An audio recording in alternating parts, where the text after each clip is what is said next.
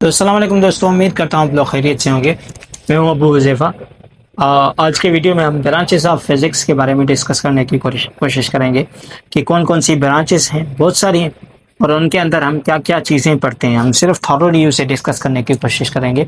यहाँ हमारा ज़्यादा काम नहीं है, लेकिन ये for the MCQs point of view आपका आ सकता है कि एमसीक्यूज़ आपसे पूछा जा सकता है, इसलिए आप रेडी रहें। इस वजह से ब्रांचेस ऑफ फिज़िक्स, ये जो 12 ब्रांचेस हैं फिज़िक्स की, वही हमारे बुक में मेंशन है। इनके बारे में हम डिस्कस करेंगे। सही, तो सबसे पहले आप समझ लें कि फिज़िक्स के अंदर सबसे पहले है मैकेनिक्स। सही, अब मैकेनिक्स जो है, it is the study of motion, यानी कोई चीज़ जो अपनी जगह चेंज कर रही होती है ना, जो कोई भी चीज़ अपनी प्लेस, अपनी जगह, पहले यहाँ है, मसलन ये मार्कर है आपके पास, पहले यहाँ पड़ा हुआ है, मैंने क्या कर दिया, इसकी जगह चेंज कर दी। सही, जब भी आप किसी भी चीज़ की जगह चेंज कर रहे हो, कोई भी चीज़ है जो पहले किसी भी जगह थी, आपने क्या किया, उसकी जगह चेंज कर दी। ये जो चेंज है ना, आप किसी भी बॉडी की स्टेट को चेंज कर रहे हैं, उसे हम क्या कहते हैं, मोशन कहते हैं। सही, यानी किसी भी चीज़ का हिलना जुलना, यानी अपनी जगह से हिलना जुलना, उसे हम क्या कहते हैं, मोशन कहते हैं। सही, तो उस मोशन कैसे होता है, यानी अगर मार्कर को छोड़ेंगे, ये जो नीचे मूव करेगा, नीचे जाएगा, नीचे इसका जाना, ये चीज़ क्या कहलाती है, मोशन। अगर मैं इसे फेंकूंगा तो ये ऊपर जाएगा, या इसका ऊपर जाना, ये क्या चीज़ कहलाती है, मोशन कहलाती है। पंखे का चलना, हवा का चलना, पेड़ों का इधर उधर मूव करना, ये चीज़ें क्या कहलाती है, मोशन कहलाती हैं। तो स्टडी ऑफ मोशन, मोशन के बारे में स्टडी हम किस ब्रांच में करेंगे, मैकेनिक्स में। फिज़िक्स की ब्रांच है जो कि मोशन यानी मूव करने के बारे में रिलेटेड है। उसके बाद है थर्मोडायनामिक्स। अब समझ लें बच्चे, थर्म हम इस्तेमाल करते हैं वर्ड हीट के लिए। थर्मो आपने सुना होगा, थर्मोमीटर। थर्मोमीटर आपने सुना होगा, डॉक्टर होता है, डॉक्टर के पास होता है, जिसको भी टेम्परेचर है, बुखार है, वो चेक कर रहा होता है। सही है, वही थर्मोमीटर, यानी आपके बॉडी टेम्परेचर मेजर करता है। तो थर्म वही है आपके पास, थर्मोमीटर वाला। थर्म का मतलब होता है हीट। क्या कहते हैं इसे, हीट। अब समझ लें बच्चे, जो हीट है ना, हीट से डायनामिक्स। अब डायनामिक्स का भी मतलब क्या है, मोशन ही होता है। मैकेनिक्स की आप आके अगर पढ़ेंगे, दो ब्रांचेस आपको मिलेंगी, उसमें एक काइनेमेटिक्स होगी और दूसरी क्या होगी, डायनामिक्स। सही, तो हीट की वजह से बॉडीज़ में मोशन आ जाना या मूवमेंट हो जाना बॉडीज़ की, उसके बारे में जो स्टडी करेंगे हम थर्मोडायनामिक्स में। कहाँ देखते हैं थर्मोडायनामिक्स को, छोटा सा एग्जांपल दे देता हूँ, आगे चलेंगे। आपने देखा होगा कि आपके पास ये जो मोटरसाइकिल है, बाइक है जो आपके पास, जिसमें आप पेट्रोल डालते हैं, पेट्रोल को आप जब भी आग लगाते हैं, उस आग से हीट निकलती है। उस हीट की वजह से हम क्या करते हैं, गाड़ी को मूव करवाते हैं। थॉरली बता दिया सिर्फ आपको, ये थर्मोडायनामिक्स है। सही, it's study of heat and temperature, heat और टेम्परेचर एंड देयर रिलेशन, यानी उनका relation to the energy and work. और उन हीट में से हम वर्क और एनर्जी कैसे ले रहे होते, गाड़ी को चलाना कैसे कर रहे होते हैं। तो ये चीज़ क्या कहलाती है, थर्मोडायनामिक्स। यानी थर्मो हीट की वजह से हमने एनर्जी या वर्क कैसे किया, इस चीज़ को थर्मोडायनामिक्स में हम पढ़ेंगे। उसके बाद है इलेक्ट्रिसिटी, यानी बिजली। बिजली जो है आपके पास, इलेक्ट्रिसिटी, ये है स्टडी ऑफ चार्जेस। इलेक्ट्रिसिटी जो है ना, बिजली, ये चार्जेस की वजह से होती है। तो चार्जेस एट रेस्ट, कभी कभी चार्जेस रेस्ट में होती हैं, कहीं कहीं चार्जेस मूव कर रही होती हैं। मसलन आपके पास ये मार्कर है ना, ये मार्कर भी मेटर का बना हुआ है, और हर मेटर के अंदर चार्जेस मौजूद हैं। मेटर है, उसके अंदर चार्जेस, कहाँ, एटम के अंदर। एटम में आपने देखा होगा, एक होता है प्रोटॉन और दूसरा होता है आपके पास इलेक्ट्रॉन। सही, आपने सुना, ये सुनी होगी कि एटम के अंदर एक बीच वाला सेंटर एरिया होता है, जिसे हम न्यूक्लियस कहते हैं। उसके अंदर प्रोटॉन होता है और न्यूट्रॉन होते हैं, और बाहर एक इलेक्ट्रॉन उनका चक्कर लगा रहा होता है, उनकी चौकीदारी कर रहा होता है। तो वो हर एक एटम मिलकर मेटर बनाता है। मेटर, हर वो जगह, हर वो चीज़ जो जगह घेरती है और वज़न होता है उसका, उसे हम मेटर कहते हैं। तो दुनिया की हर चीज़ मेटर है, जो आपको नज़र आ रही है, जो जगह घेर रही है और वज़न रखती है, उसे हम क्या कहते हैं, मेटर। यानी जो भी आप महसूस कर पा रहे हैं, हाथ में उठा पा रहे हैं, वो चीज़ क्या होती है, मेटर होती है। उसके बाद क्या होगा, उस मेटर के अंदर चार्जेस होती हैं। ये अभी इसमें रेस्ट में है, अगर बिजली चल रही है, पंखा चल रहा है, तो उस वायर में चार्जेस मोशन में होती हैं। तो ये चीज़ जब भी हम पढ़ेंगे चार्जेस के बारे में, वो क्या कहलाएगी, इलेक्ट्रिसिटी कहलाएगी। उसके बाद है आपके पास मैग्नेटिज्म। मैग्नेट आपने देखा होगा, चुंबक जिसे कहते हैं, चुंबक।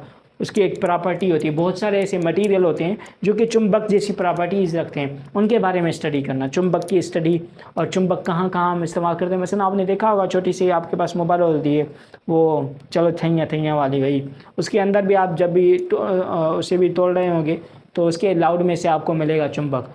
तो बहुत सारी जगहों में आपको चुंबक नज़र आता है, उसकी प्रॉपर्टीज़ क्या हैं, वो कैसे इस्तेमाल होता है, उसके बारे में हम कहाँ पढ़ेंगे, मैग्नेटिज्म में।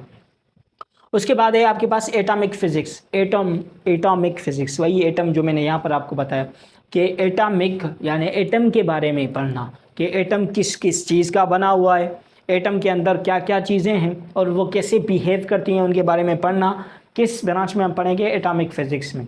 उसके बाद है ऑप्टिक्स। अब देखें, आपने देखा होगा कि ऑप्टिक्स क्या होती है, स्टडी ऑफ लाइट है विद द ऑप्टिकल इंस्ट्रूमेंट। मसलन देख लें किसी की नज़र ख़राब हो गई तो वो चश्मा लगा रहा होता है, वो चश्मा जो है वो ऑप्टिकल इंस्ट्रूमेंट है। अब उसके उसे नंबर सही से नज़र नहीं आते, पहले जैसे वो चश्मा लगाया वो सारी चीज़ें फोकस हो रही होती हैं, सही।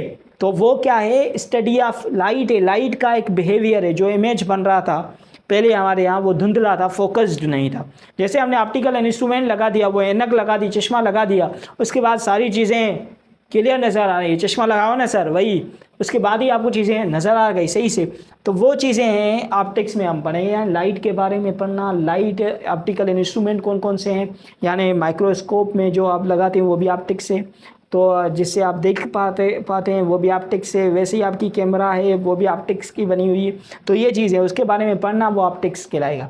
उसके बाद है साउंड। अब साउंड कैसे प्रोड्यूस होता है, साउंड की प्रॉपर्टीज़ कैसी होती हैं, साउंड कैसे रिफ्लेक्ट होता है, और साउंड कहाँ कहाँ हम इस्तेमाल करते हैं। अब साउंड कहाँ इस्तेमाल करते हैं, आवाज़ को कहाँ इस्तेमाल किया जाता है। अब साउंड की एक है अल्ट्रा रेंज, यानी जो हम सुनाई नहीं देते। हमारे यहाँ तीन रेंजेस है साउंड की, एक बीच वाली है जो हमें सुनाई देती है, और एक नीचे वाली है जो हमें सुनाई नहीं देती, एक ऊपर वाली जिसे अल्ट्रा साउंड कहा जाता है। नीचे वाली को इंफ्रा साउंड, और ये होता है ऑडिबल, बीच वाला ऑडिबल साउंड, यानी जिसे हम सुन पाते हैं। हमारा कान है ना, इसकी लेवल है सुनने की, वो ज़्यादा साउंड नहीं सुन पाता और कम साउंड भी नहीं सुन पाता, बीच में एक लेवल है उसकी, उस लेवल के अंदर वो सुन पाता है। तो वो जो अल्ट्रा साउंड है, वही अल्ट्रा साउंड आपने सुना होगा, जब भी कोई भी औरत प्रेग्नेंट होती है तो वो उसके अंदर जो बच्चा है, उस बच्चे का बिहेवियर, उसकी हेल्थ के बारे में वो अल्ट्रा साउंड कराती है कि बच्चा कैसा है, नॉर्मल है, उसकी हेल्थ कैसी है, कैसे मूव कर रहा है।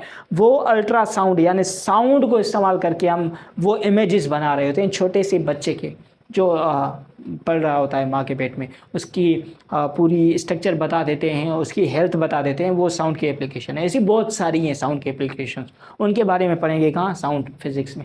उसके बाद है न्यूक्लियर फिजिक्स।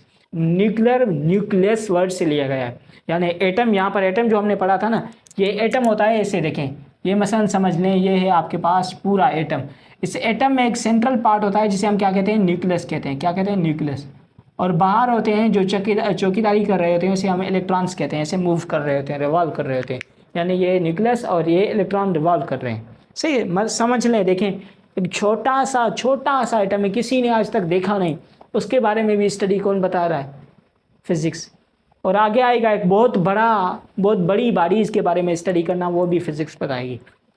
सही है। तो न्यूक्लियस के अंदर बहुत सारे फेनामेना होते हैं। न्यूक्लियस किस किस चीज़ का बना हुआ है, उसके फेनामेना कौन कौन से हैं। अब देखें, न्यूक्लियर फिजिक्स का फ़ायदा मैं आपको बता देता हूँ। न्यूक्लियर जो एनर्जी है वो आपको मिल रही है कहाँ से, पता है, सन में से। जो सूरज में से रोशनी आ रही है ना, एक्चुअली में वो इसकी मेहरबानी है। सही है। तो ये चीज़ है, structure of nucleus and phenomena occurs in nucleus. Nucleus में कौन कौन से फेनामेनाज हो रहे होते हैं, उनके बारे में डिस्कस करना न्यूक्लियर फिजिक्स कहलाएगा। उसके बाद है पार्टिकल फिजिक्स। अब जो लाइट एनर्जी है आपके पास, वो लाइट एनर्जी किसी न किसी रेडिएशन, या जो आपके पास मैटर है वो किसी न किसी पार्टिकल्स के बने हुए हैं, उनके बारे में पढ़ना। यानी फोटॉन्स, लाइट जो है ना आपके पास, एक है उसकी वेव नेचर, वेव में मूव करती है, और दूसरा होता है पार्टिकल नेचर, यानी पार्टिकल्स में भी सफ़र करती है। तो वो जो पार्टिकल्स पैकेट में या क्वांटम में जो मूव करती है, उनको हम फोटॉन कहते हैं, उनके बारे में स्टडी करना पार्टिकल फिजिक्स में आएगा। उसके बाद है आपके पास एस्ट्रोफिजिक्स। आपने सुना होगा एस्ट्रोलॉजी, यानी फल्कियात जिसे हम कहते हैं, यानी फलक के बारे में स्टडी, फलक यानी आसमानों के बारे में स्टडी करना, उसे एस्ट्रोलॉजी कहा जाता है, या पता नहीं क्या कहते हैं, नजूमी कहते हैं, पता नहीं क्या कहते हैं। सही, फल्कियात उसे कहते हैं हम।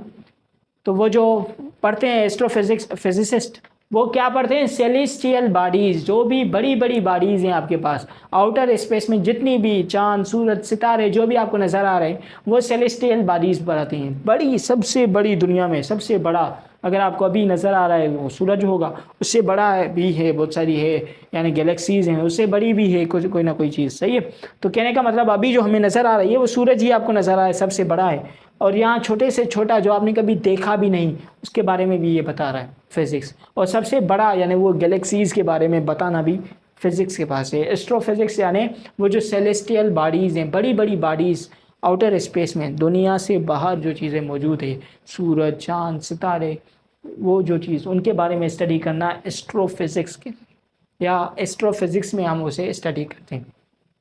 उसके बाद है प्लाज्मा फिज़िक्स। अब स्टेट ऑफ मैटर आपने पढ़ा होगा, मैटर की 3 स्टेट्स भी पढ़ी होंगी, यानी 3 उनकी स्टेट्स हैं, कौन कौन सी, सॉलिड लिक्विड एंड गैस। सही, आपने पढ़ा होगा, सही है, सॉलिड लिक्विड एंड गैस। और चौथी स्टेट भी है मैटर की, जिसे हम कहते हैं प्लाज्मा। सही है, highly ionised state of matter होगी। या आगे आप पढ़ेंगे सही से, अभी आपके कॉन्सेप्ट अच्छे से नहीं आएंगे बिकॉज यहाँ हम बेसिक में हैं, तो आपको वो चीज़ें नहीं आएगी, वो फील नहीं आएगी। लेकिन जैसे जैसे आप बढ़ते जाएंगे ये सारी चीज़ें कवर होती जाएंगी। कोई ज़रूरत नहीं, सिर्फ आप रट लें डेफिनेशन को, कोई मसला नहीं है। सही है, for the sake of MCQs point of view, अगर आपको ये लेक्चर समझ नहीं आ रहा कोई मसला नहीं, सिर्फ MCQs के लिए आपको ये रटना होगा। लेकिन मैं थोड़ी थोड़ी बातें आपको बता रहा हूँ ताकि आपको याद रह जाए। याद करने का तरीका है ना कि अगर आप इस लाइन को भी याद करना नहीं चाहते तो एक पूरा सा पीछे कॉन्सेप्ट रख लें, उसके बाद आप आगे चले जाएंगे। प्लाज्मा फिजिक्स में क्या होगा, 4th स्टेट ऑफ मैटर, 3 थी, सॉलिड लिक्विड गैस, अब 4th स्टेट जिसे हाईली आयोनाइज्ड स्टेट कहते हैं। ये आयोनाइज क्या होता है वो बाद में डिस्कस करेंगे, आगे आएगा। सही है, आप केमिस्ट्री में पढ़ेंगे, अदरवाइज़ नहीं होगा तो मैं दोबारा से जब केमिस्ट्री शुरू करेंगे हम इंशाल्लाह, तब मैं आपको बता दूंगा प्लाज्मा क्या होता है। Then geophysics. अब जियोमेट्री आपने पढ़ा होगा, geo means earth, metry means measurement, आपने पढ़ा होगा। सही है, ज्योमेट्री में पढ़ा होगा, ज्योमेट्री जियोमेट्री वही है। जियो कहते हैं अर्थ को। सही है, तो फिज़िक्स अर्थ की फ़िज़िक्स, यानी अर्थ के अंदर क्या क्या चीज़ें हैं, अर्थ किन किन चीज़ों की बनी हुई है, उसकी स्ट्रक्चर कौन सी है, अंदर क्या क्या चीज़ें मौजूद हैं, उनके बारे में स्टडी करना क्या कहलाएगा, जियो फिज़िक्स कहलाएगा। सही है, तो ये 12 ब्रांचेज़ हैं हमारी बुक में जो कि मेंशन थी। उम्मीद करता हूँ आपको ये वीडियो समझ आएगा। अल्लाह हाफिज़।